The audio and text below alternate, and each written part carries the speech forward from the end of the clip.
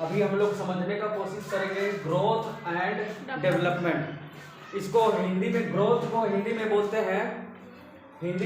हैं वृद्धि, और डेवलपमेंट को विकास। हाँ, और ये एक ही चीज़ नहीं है, एक जैसा लगता है, वृद्धि या विकास एक जैसा लगता है लेकिन एक नहीं है, उसमें डिफरेंस है, डिफरेंस को समझना है। और इससे रिलेटेड क्वेश्चन पूछा जाता है। इस वजह से वृद्धि या ग्रोथ मतलब कि होता है क्वांटिटी में ग्रोथ। क्वांटिटी मतलब साइज, बच्चे का साइज बढ़ रहा है, हाइट बढ़ रहा है, वेट बढ़ रहा है, उसी से मतलब है।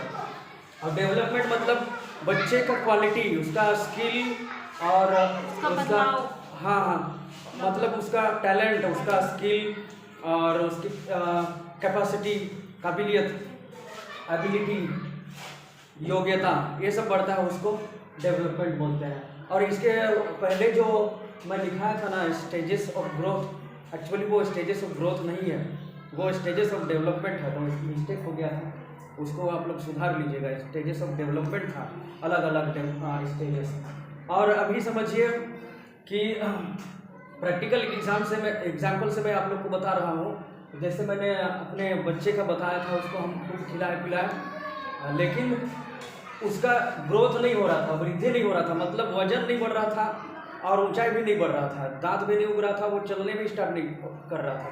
तो हम लोग घबरा गए थे कि आखिर में क्या हो रहा है। हम लोग आंगनबाड़ी में गए और उनसे बोले कि क्या मामला है, इसका सही है कि नहीं है वृद्धि।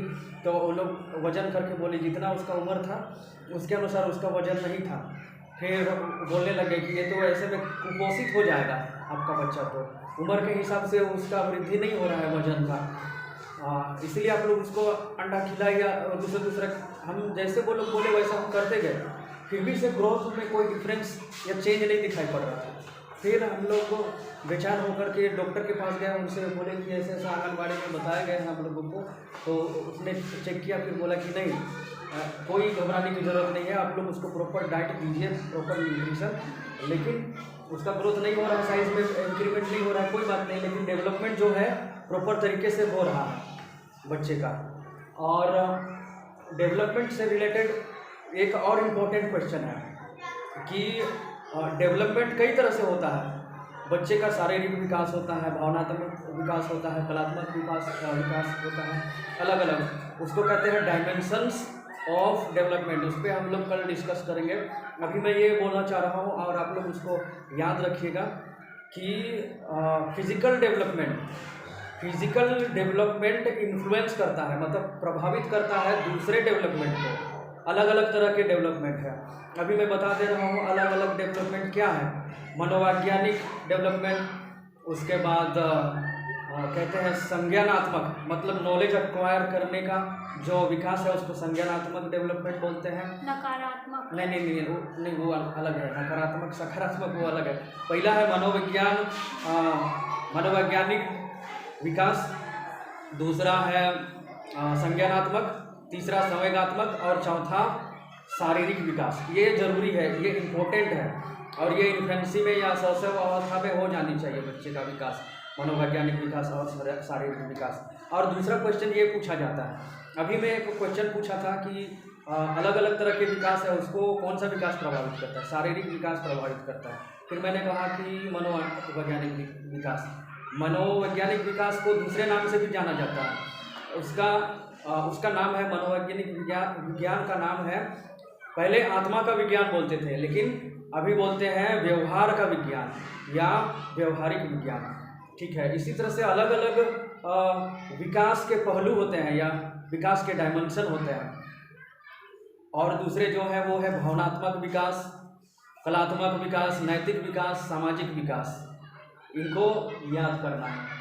अभी मैं पूछूंगा, अभी मैं कौन कौन से कितने तरह के विकास के बारे में बात किया। सबसे पहले कौन सा विकास? संज्ञानात्मक। नहीं, प्रायोरिटी के अनुसार मनोवैज्ञानिक विकास, संज्ञानात्मक विकास, संवेगात्मक, शारीरिक विकास। हाँ, ये सारे विकास को शारीरिक विकास प्रभावित करता है, इसलिए शारीरिक विकास बहुत जरूरी है। शारीरिक विकास के लिए प्रॉपर डाइट, न्यूट्रिशन ये जरूरी है। और दूसरे जो विकास में बताया था, फिर से रिपीट कर रहा हूँ, कल हम उस पर डिस्कस करेंगे। दूसरे जो विकास हैं वो है सामाजिक विकास, नैतिक विकास, भावनात्मक विकास, सृजनात्मक विकास, कलात्मक विकास,